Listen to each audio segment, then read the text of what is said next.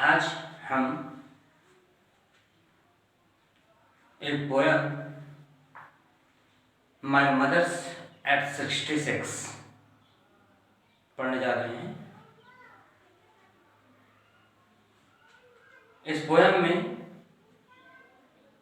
जो कवियत्री हैं, पोएट हैं, पोएटेस हैं, कमला दास, उन्होंने एक बहुत ही मार्मिक दृश्य को हमारे सामने प्रस्तुत करने का प्रयास किया है। समझने की बात है ये। इस कविता को पढ़ें उसके पहले इस कवित्री के बारे में थोड़ा सा जान लें जो यहाँ पर लिखा हुआ है। About the poet Kamala Das was born in Malabar, Kerala, 1934 to 2009। Kamala Das का जन्म केरला में मलाबार में हुआ था 1934 और 2009 में उनका निधन हुआ था। She is recognized as one of India's foremost poets। जितने प्रसिद्ध कवि या कवित्री हुए थे उन्हीं में से इनका भी नाम बहुत ही प्रसिद्ध था। Her works are known for their originality, versatility and the indigenous flavor of soul। उनकी हर रचनाएं बहुत ही शानदार थी। उनकी रचनाओं की वास्तविकता और जमीनी स्तर पर लिखावट, लोगों के यथार्थ संबंधित, जीवन से यथार्थ संबंधित कविताएं हुआ करती थी, उनकी रचनाएं हुआ करती थी। Kamala Das has published many novels and short stories in English. इन्होंने अंग्रेजी में बहुत सारी छोटी छोटी कहानी और उसी के साथ ही कुछ नॉवेल उपन्यास भी अंग्रेजी में प्रकाशित किए हैं। एंड मलयालम, और उसी के साथ ही मलयालम में भी उनकी राइटिंग रही है। अंडर द नेम मालाकुट्टी, और ये जितने भी उपन्यास या कविताएं या छोटी छोटी कहानियाँ हैं वह एक संग्रह के रूप में मालाकुट्टी नाम का एक संग्रह है, पुस्तक है, उसमें समाहित है। Some of her works in English include the novel Alphabet of Lust 1977, a collection of short stories, Padmavati, Her Lords and Other Stories। और कुछ हैं जो एक कलेक्शन के रूप में पद्मावती एक गायिका के रूप में वहाँ प्रस्तुत किया गया है, और उसी के साथ ही कुछ और कहानियाँ या कुछ कथाएँ उसमें वर्णित हैं। In addition to 5 books of poetry, इस प्रकार से अगर देखा जाए तो हमारे सामने उनकी लिखी हुई मुख्य रूप से 5 पुस्तकें सामने आती हैं। She is a sensitive writer who captured the complex subtleties of human relationship in lyrics and idioms। और उन्होंने जो कुछ भी लिखा हुआ है वह मानव की अंतरात्मा से संबंधित, जमीनी स्तर पर संबंध, उनके जीवन की वास्तविकता को प्रस्तुत करने वाली रचनाएं रही हैं। My mother eight 66 is an example. उन्हीं में से एक एग्जाम्पल के रूप में, उदाहरण के रूप में यहाँ पर प्रस्तुत है। Before your it ageing is the natural process. कविता आगे बढ़ते हुए देखते हैं कि वास्तव में उम्र का बढ़ना एक सामान्य प्रक्रिया है। Have you ever thought what our elderly parents expect from us? क्या कभी आपने महसूस किया है कि हमारे जो बुजुर्ग हैं वो हमसे क्या चाहते हैं? बड़ी हुई उम्र में वो हमसे क्या चाहते हैं, वो हमसे क्या उम्मीद रखते हैं? विचार कीजिए इस पर। चलिए आगे बढ़ते हैं। जो कविता है यहाँ पर जो लिखा हुआ है मिसेस कमला दास के माध्यम से, देखें उसको।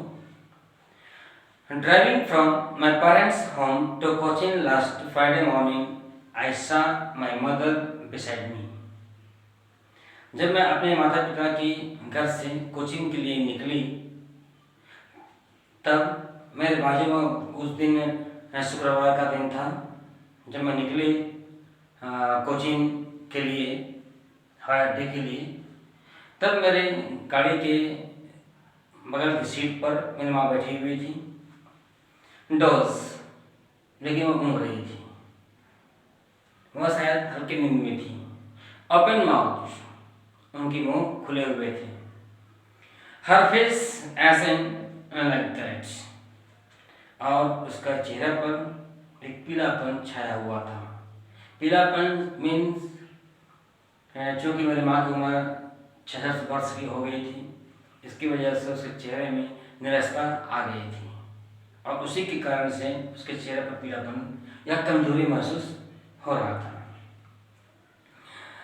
अब देखने पर लगता था कि मानो वो निस्सहाय रूप में पड़ी हुई एक शरीर बस है, एक लाश मात्र है।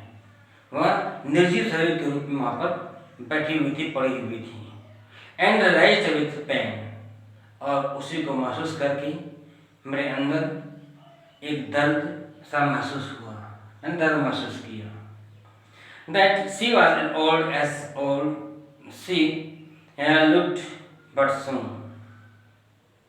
मैंने महसूस किया कि वो बहुत ज़्यादा बुरी हो चुकी है, शारीरिक और मानसिक रूप से काफ़ी निरीह और कमज़ोर हो चुकी है। शायद इसीलिए वह ऊँघते समय अपने मुंह को संभाल नहीं पाई और मुँह खुला खुला रह गया। चेहरे पर, चमड़ियों पर जो है वह अभी पीलापन है, कमजोरी महसूस दिखाई पड़ रही है। लास्ट का समय उसी बात को मैं सोच करके दुखी हो गई, बहुत तकलीफ में थी, एक पीड़ा उत्पन्न हुई, और मैंने महसूस किया कि मेरी माँ बहुत जल्दी बूढ़ी हो चुकी है।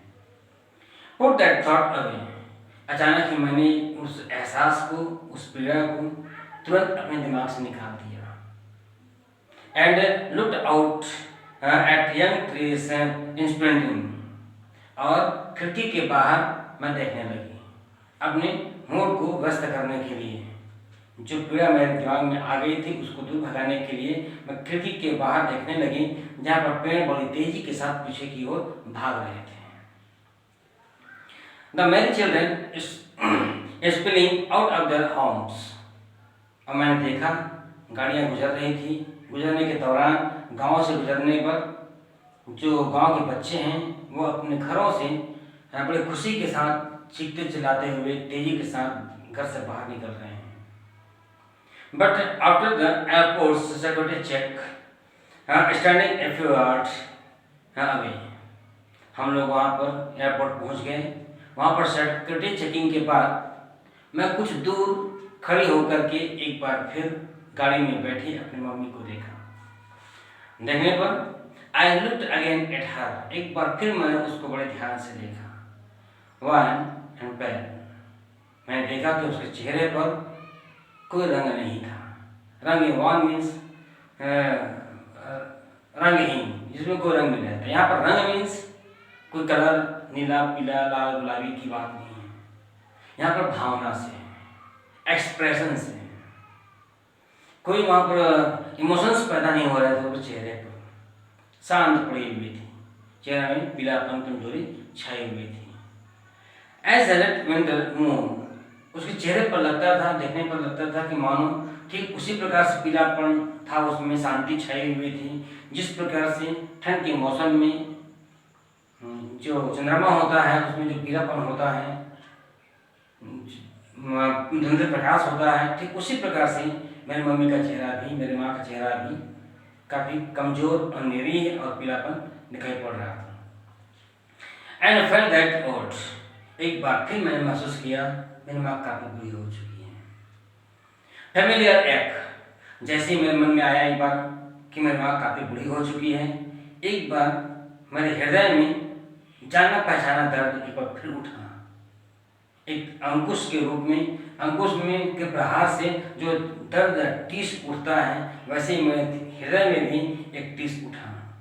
माई चाइल्डहुड फियर, ठीक उसी प्रकार से वो दर्द पैदा हो गया था जिस प्रकार से बचपन में मैं छोटे बच्ची थी तब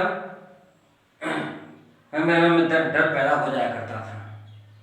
बचपन में डर पैदा हो जाया करता था, मतलब मैं डरती थी तो मैं किसके पास जाया करती थी? माँ के पास, अपने डर को दूर भगाने के लिए, और जाके माँ के आंचल में सो जाया करती थी और हर प्रकार का दुख से या हर प्रकार के डर से दूर हो जाया करती थी। लेकिन आज जब मैंने महसूस किया कि मेरी माँ काफ़ी बुरी हो चुकी है, शायद कुछ दिनों में वो इस दुनिया से चली जाएगी, तब मैं अपने दुख को किसके साथ व्यक्त करूँगी, किसके साथ बांटूंगी? मैं अपने डर को मैं किससे जाके अपना छुपाऊंगी? यह सोचकर जो बचपन का जो डर था वो मेरे मन में एक बार फिर से उड़ गया। बट आई सेड वॉज, लेकिन सब कुछ को ध्यान में रखते हुए मैंने फिर एक बार बाजू किया और मैंने कहा सी यू सून अम्मा। मैंने कहा माँ अब मैं जा रही हूँ, फिर मिलेंगे। मैंने उसको विदा लिया मुस्कुराते हुए। यहाँ पर लिखा हुआ है all I did was smile. मैंने जो कुछ भी किया मम्मी को शांत रखने के लिए मुस्कुराते हुए मैंने उससे कहा। माँ भी मुस्कुराई, वह भी हाथ हिला करके मुझसे विदा ली और वह भी मुस्कुराते हुए एंड स्माइल, वह भी मुस्कुरा पड़ी एंड स्माइल। उसको मुस्कुराते हुए देखकर मैं भी मुस्कुरा पड़ी। इस प्रकार से यहाँ पर कवियत्री ने यह बताने का प्रयास किया कि हम अपने बुजुर्गों के साथ में हम किस प्रकार का व्यवहार रखें, उनकी भावनाओं को कैसे समझें, हमको समझना है। ओके, ठीक, ओके।